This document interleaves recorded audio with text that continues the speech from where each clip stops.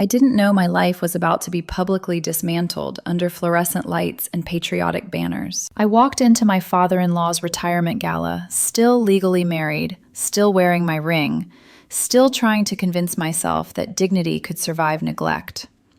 I walked out as the woman everyone watched get replaced, and then vindicated in the same breath.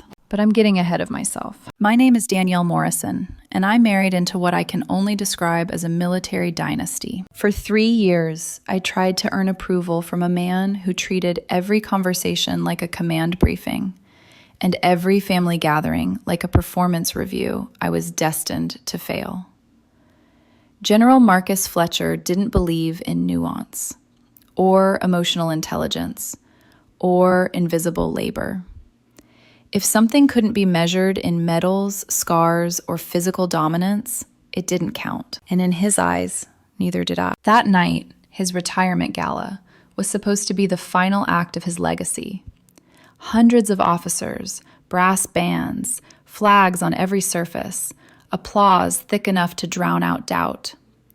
I sat near the back, holding a watered-down drink, calculating how soon I could leave without drawing attention. I already knew my marriage was over. What I didn't know was that I was about to be used as a cautionary tale, and then unexpectedly exposed as the very thing he'd spent years dismissing. When Marcus took the stage, his voice filled the room with practiced authority. He spoke about sacrifice, leadership, what real service looks like. The crowd ate it up. Then his tone shifted. He began talking about legacy, about the future, about welcoming someone who truly embodied everything the Fletcher name stood for. That's when he called Lieutenant Rachel Cross to the stage. The applause was thunderous. And then he announced her engagement to my husband, right there, in front of everyone. I didn't scream. I didn't cry. I didn't even move. Because some betrayals don't hit like explosions. They land like gravity, slow, crushing, and unavoidable. And just when I thought that was the lowest point my life would ever reach, the woman standing on that stage locked eyes with me, and her face went completely white. Before I became that woman in the back row of a retirement gala, the almost ex-wife, the silent embarrassment, the ghost of a marriage everyone pretended not to see, I was just a woman who believed love could outrun legacy. I was 29 when I met Michael Fletcher. I worked in cyber intelligence for a defense contractor, the kind of job you explain vaguely at dinner parties and never fully at family gatherings. Algorithms, threat detection, digital defense, the quiet work that happens behind screens while other people wear uniforms and take bows. I liked it that way. I liked being invisible. I thought integrity mattered more than recognition. Michael was charming in a polished, inherited confidence way. He had his father's posture, but not his brutality. At least, not at first. We met at a charity gala, one of those absurd events where wealthy donors bid on dates with volunteers to feel generous without ever getting uncomfortable. His father had dared him to do something bold, so Michael bid on me. $5,000. I remember him walking over afterward with champagne in one hand, tailored suit, confident smile, saying, "You better be worth it. $5,000 could have paid for a week in Paris." I told him, "Depends. Do they serve sarcasm with the croissants?" He laughed, sharp, quick, like someone unused to being challenged but intrigued by it. That was how it started. Our early relationship felt electric. He was intelligent, articulate, and deeply competitive. Not just with others, but with the idea of who he was supposed to be. He told me I was different from anyone he'd dated before, that his father had always approved his relationships, that I was his rebellion. I thought rebellion meant freedom. I didn't realize it often looks like control, just dressed better. We dated for 2 years before getting married. On the outside, we were perfect, the kind of couple people screenshot for inspiration. Coordinated outfits, carefully curated vacations, smiles practiced just enough to look effortless. What no one saw was how love slowly became a contest. Michael wanted to be impressive. I wanted to be respected. Somewhere along the way, those stopped being the same thing. And then there was General Marcus Fletcher. From the first handshake, I knew I was being evaluated. His grip lingered just long enough to test my strength. His eyes scanned me like a resume he already planned to reject. At our wedding reception, his toast didn't include welcome or congratulations. It included a warning. "I hope you're ready for the challenge of being married into this family," he said. "We don't accept weakness." Sunday dinners at their house became rituals of humiliation disguised as tradition. Long tables, elaborate meals prepared by Helen Fletcher, his quiet, perpetually tired wife.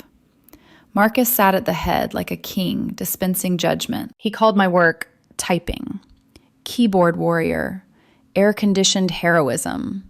Michael would glance at me apologetically, but he never defended me, not once.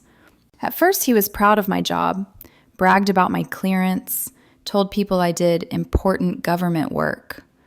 But after enough dinners absorbing his father's disdain, something shifted. He started seeing me through Marcus's eyes. I didn't notice it all at once, but I felt it. And by the time I understood what was happening, the marriage wasn't a partnership anymore. It was a hierarchy, and I was losing ground.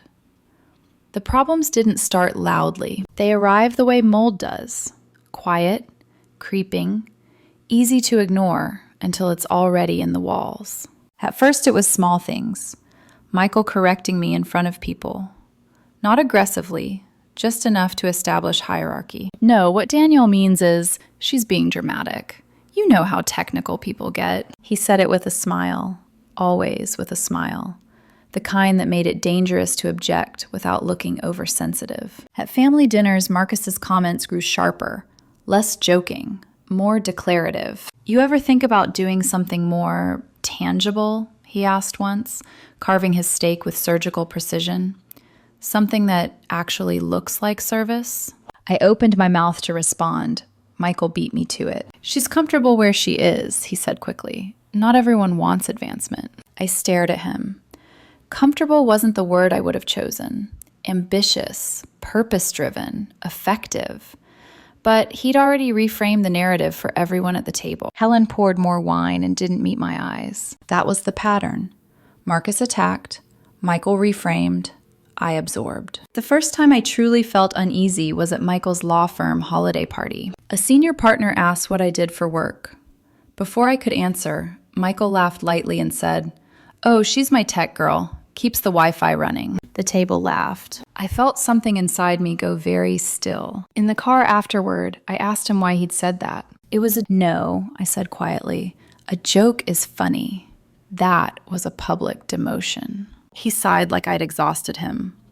"Why do you need validation all the time?" I didn't answer, because the truth was worse than any argument. I needed basic respect from my own husband. Over time, his competitiveness became clearer.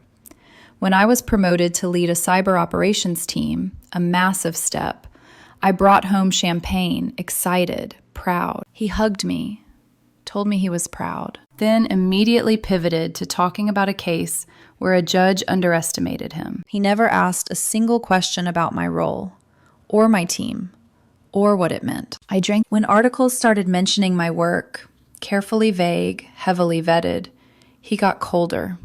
Not angry, calculating.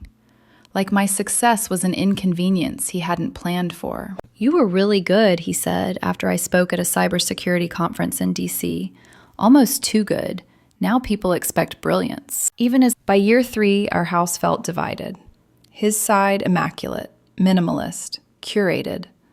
Mine cluttered with cables, notebooks, half-finished thoughts, evidence of a mind always working. We shared space, not intimacy. And then late nights, phone calls taken in other rooms, smiles at screens he turned away from me. New clothes, new cologne, a sudden urgency to look impressive when leaving the house at 9 p.m. I work in intelligence. Pattern. When I asked if something was wrong, he said I was paranoid, controlling, that he needed space to figure out what he wanted. The week after, he moved into his parents' guest house. Marcus had been poisoning the well for years. Michael was finally listening, and I was standing alone in a marriage that had already quietly evacuated. 3 weeks after Michael moved into his parents' guest house, I received the invitation. General Marcus Fletcher's retirement gala. Thick cardstock, gold lettering. An event designed not just to celebrate a career, but to canonize it. I stared at the envelope longer than I should have, already knowing what it represented, a performance. Michael called me that evening, the first time we'd spoken directly in days. His voice was careful, measured, like a lawyer choosing words that couldn't be used against him later. "It would look strange if you didn't come," he said. "People will ask questions." I almost laughed. Not because it was funny, but because it was revealing. He didn't ask how I felt. He didn't ask if I wanted to go. He asked me to help maintain appearances while my marriage quietly decomposed. Part of me wanted to refuse, to finally choose myself. But another part, the exhausted, bruised part, wanted to walk in with my head high, to show them I wasn't broken, that I wasn't disposable. So I went. The venue was massive. Flags everywhere, brass instruments gleaming under harsh lights. The air smelled like floor polish, cologne, and compressed patriotism. Officers in dress uniforms filled the room, metals clinking softly when they moved. I took a seat near the back, not hiding, positioning. Dinner was forgettable. Speeches were not. By the time Marcus took the stage, the room was primed. He spoke with the authority of someone used to obedience, about sacrifice, leadership, discipline, what it means to be a real contributor. Then his tone shifted. He began talking about legacy, about the future of the Fletcher family. My stomach tightened. "I'm proud," he said, smiling broadly, "to welcome someone who truly represents our values." He called Lieutenant Rachel Cross to the stage. She looked exactly like the kind of person Marcus admired. Perfect posture, decorated uniform, confidence forged in environments where weakness wasn't an option. The applause was immediate. Then Marcus said the words that ended my marriage in front of 200 people. "I'm honored to announce her engagement to my son, Michael." The room erupted. Michael appeared from the side, smiling, polished, already in position. They held hands. Cameras flashed. People cheered like they were witnessing destiny instead of betrayal. I didn't cry. I didn't move. I felt something in me go hollow. I had known the marriage was over. I had suspected something like this. But knowing something privately and being erased publicly are two very different experiences. Marcus wasn't finished. He looked directly at me. "Unlike some people who never understood true service," he said smoothly, "Rachel understands sacrifice. She's a warrior, a protector, someone this family can be proud of." People laughed politely. They turned to look at me. I was the before, the mistake, the soft failure being replaced. I set my glass down carefully, took a breath, prepared to leave with whatever dignity I could still salvage. And then something unexpected happened. Rachel locked eyes with me, and her smile vanished. Color drained from her face. Shock replaced confidence. She leaned toward Marcus and whispered urgently. He frowned, irritated.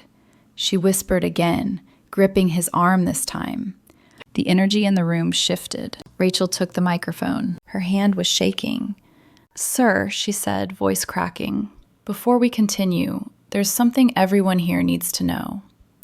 Marcus tried to stop her. She stepped closer to the mic. "That woman in the back, Danielle Morrison, is the reason I'm alive." Silence slammed into the room. I felt my heart slam against my ribs. Rachel's voice steadied as she continued. 3 years ago, my unit was ambushed overseas. Communications down, GPS gone. Command had written us off. We were trapped. She looked at me. And then her voice came through. Calm, precise, like nothing was wrong.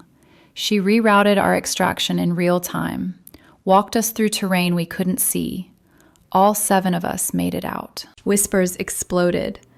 Veterans stood, one after another. Marcus's face collapsed. Rachel pointed at me. They called her the ghost, the analyst who appears when everyone else gives up. The room changed, and for the first time in 3 years, Marcus Fletcher looked at me like he was seeing me for the first time.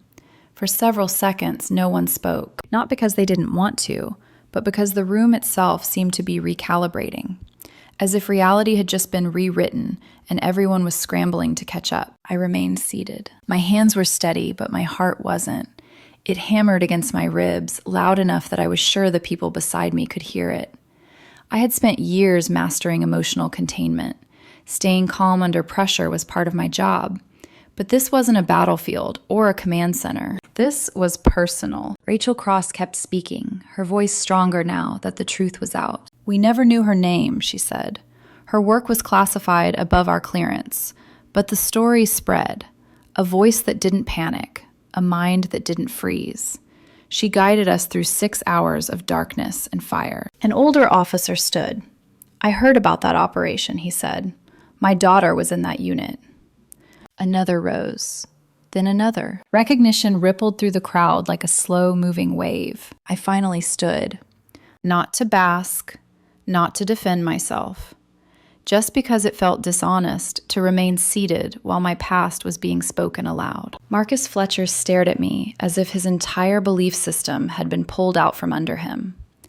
The man who had measured worth in visible scars was now confronted with something he couldn't refute. Quiet competence. Invisible service. Michael hadn't moved. His hand had slipped from Rachel's. His expression wasn't anger or embarrassment. It was something worse. Disorientation. He had built his identity around his father's approval, and now the hierarchy he'd relied on had inverted in real time. Marcus tried to laugh. Well, he said stiffly, this is certainly unexpected, but the room wasn't his anymore. I didn't say anything. I didn't need to. The truth was doing the talking for me. As the murmurs grew louder, I reached for my coat. I wasn't angry. I wasn't even vindictive. I was tired. I walked toward the exit. People parted instinctively. Some nodded, some stared. A few whispered my name like it carried weight now. I paused briefly near the stage, looked up at Marcus. You were right about one thing, I said calmly. Some people don't understand what real service looks like. They usually don't. I didn't wait for a reply. Outside, the cold air hit my lungs like clarity. I sat in my car, hands resting on the steering wheel, breathing slowly while my phone lit up. Missed calls, texts, voicemails piling up. From Michael, from people I barely recognized. I didn't answer any of them. In the days that followed, the story spread, quietly at first, then rapidly. Military networks talk. Veterans remember. People who survive impossible situations don't forget the ones who made survival possible. Messages came in thanking me for operations I barely remembered, for nights spent staring at screens while others slept, for choosing competence over recognition. Michael tried to apologize. Long messages, tearful voicemails. He said he hadn't known, that if he'd understood what I really did, he would have defended me, loved me better. But that was the problem. He needed my worth to be publicly validated before he could respect it. And that meant he never really loved me. Rachel reached out once. She apologized, sincerely, said she couldn't go through with the engagement once she realized who I was, who I'd been. She said it felt wrong to build a life on erasure. I respected that. But it didn't change anything. The marriage was already over. What surprised me wasn't the public recognition. It was how light I felt. Like I'd finally put down a weight I'd been carrying so long I forgot it was there. The fallout didn't arrive all at once. It crept in through side doors. Whispered conversations, delayed responses, subtle shifts in tone.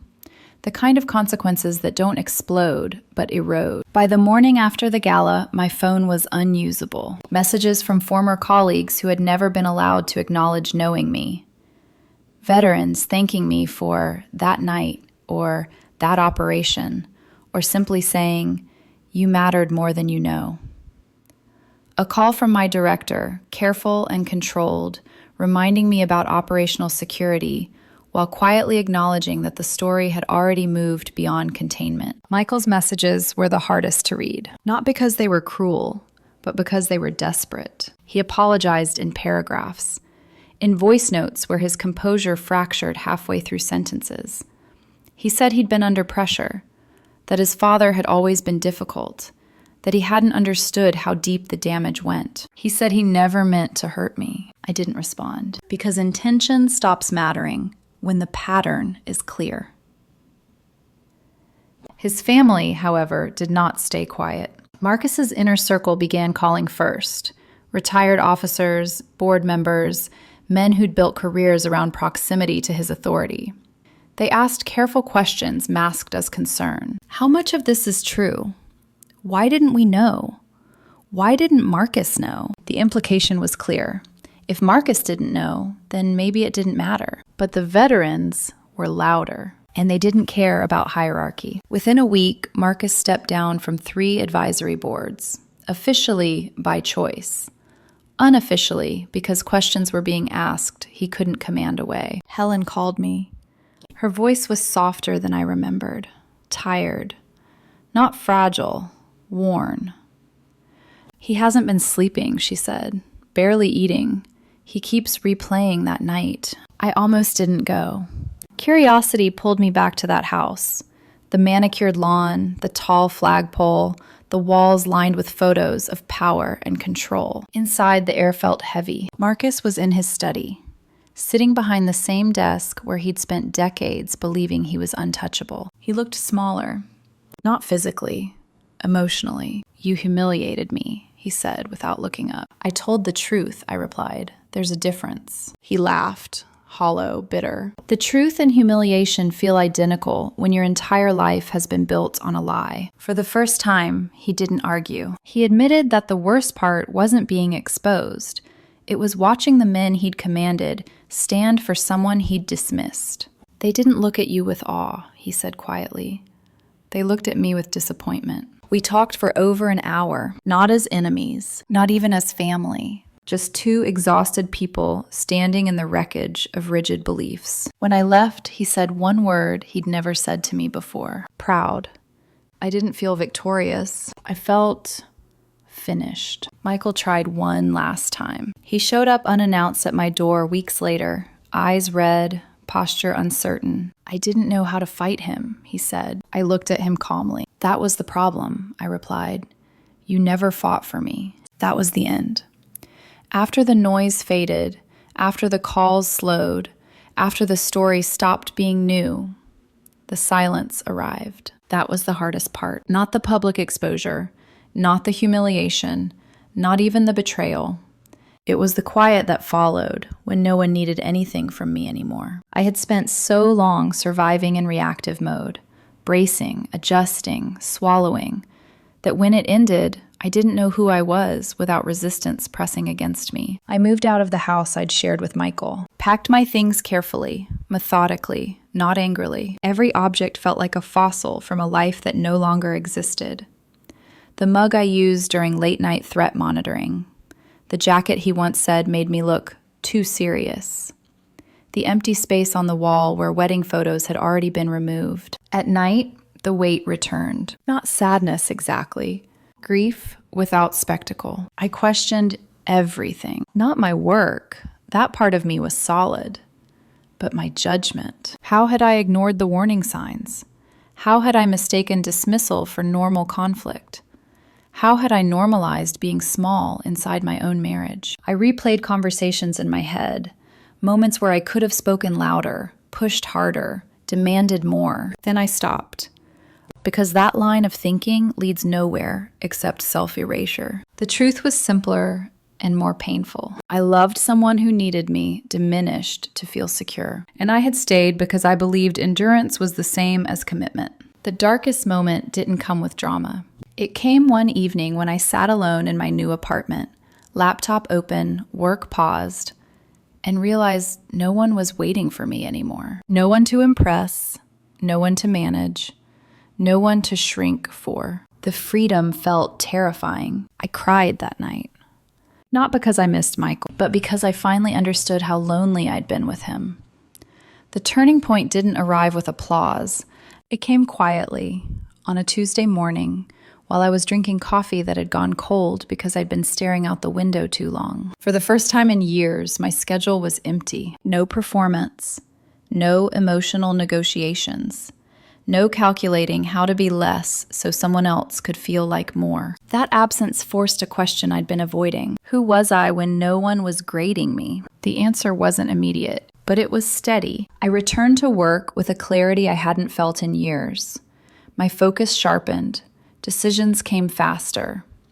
Not because I was trying to prove anything, but because I no longer needed approval as fuel. A month later, I received an offer from a different defense firm. Higher responsibility, better boundaries, a city I'd always wanted to live in. In the interview, no one asked who I was married to. No one reduced my work to a punchline. They didn't need public validation to understand competence. I accepted. Michael tried again, softer this time. "I see you now," he said in one final message. "I wish I'd seen you then." I didn't reply. Because visibility after loss isn't love, it's regret. I moved. New apartment, new routines, a life that didn't require translation. The day I unpacked the last box, I felt something settle inside me. Not happiness, but alignment. I ran into Marcus once more months later. A coffee shop. Quiet. Neutral ground. He looked older, less rigid. We nodded at each other. That was enough. No war left to fight. And for the first time, I understood something fully. The truth doesn't need revenge. It only needs time and integrity. The collapse didn't look dramatic from the outside. There were no headlines, no public apologies, no grand confessions. What happened instead was something far more devastating to people like Marcus Fletcher and Michael. Quiet consequences, the kind you can't argue with or outrank. Marcus's world didn't implode overnight. It thinned. Invitations slowed. Calls went unanswered longer than usual. Meetings that once welcomed his presence suddenly had schedule conflicts. Men who had built their identities on alignment with his authority began to recalibrate, not because they were cruel, but because proximity to power only matters when the power still holds. The veterans were polite, respectful, but distant. They didn't challenge him. They didn't argue. They simply stopped seeking his opinion. And for a man who had spent 4 decades being deferred to, that silence was louder than any confrontation. Helen told me later that he stopped visiting his trophy room. The medals stayed on the wall, but the meaning drained out of them. Michael's consequences were more immediate and more personal. Rachel ended the engagement quietly. No drama, no blame, just honesty. She told him she couldn't build a life that started with erasure, that she respected him, but she respected herself more. That sentence alone dismantled him. His firm noticed changes, missed deadlines, uncharacteristic hesitation. The confidence he'd inherited but never built for himself faltered when the structure around him collapsed. Friends drifted, not maliciously. They just didn't know where to stand anymore. For the first time in his life, Michael wasn't being measured against his father's reputation. He was being measured as himself, and he didn't know who that was. As for me, I watched all of this from a distance, not with satisfaction, with detachment. I finalized the divorce without drama. No property battles, no emotional theatrics, just clean lines drawn where things had already ended. I didn't demand apologies. I didn't need closure conversations. The truth had already done its work. The most telling moment came months later when Helen called again. "Marcus asks about you," she said. "Not often, but when he does, it's different." I asked what she meant. "He doesn't ask what you're doing," she replied. "He asks if you're well." That was his version of remorse. And it was enough. I left without slamming doors, without rewriting history, without needing them to hurt the way I had, because the fallout wasn't mine to carry. It belonged to the people who confused dominance with worth and paid the price when the world stopped agreeing. My life is quiet now, not empty, intentional. I wake up in a city that doesn't know my past, drink coffee that doesn't taste like compromise, and do work that matters without needing applause. I lead a team that values competence over ego, and I go home at night without bracing myself for judgment disguised as love. I'm seeing someone new. His name is Samuel. He's a high school teacher. He knew what I did before he ever knew who my former family was, and he thought it was incredible without needing permission from anyone else. That difference alone changed everything. I don't talk about my past marriage much, not because it hurts, but because it doesn't define me. What defined me was the moment I stopped trying to be legible to people who refused to see beyond their own standards. I didn't win because someone clapped. I didn't win because someone fell. I won because I walked away with my integrity intact. If there's one lesson I carry forward, and one I hope anyone listening takes with them, it's this: never stay where you must be diminished in order to be loved. Never mistake endurance for loyalty. And never believe that worth requires witnesses. Some of the most important work in the world happens quietly. Some of the strongest people never raise their voices. And some truths don't need to be defended. They simply wait for the right moment to stand on their own. I was never a ghost. I was just never meant to be seen by people who only look for reflections of themselves.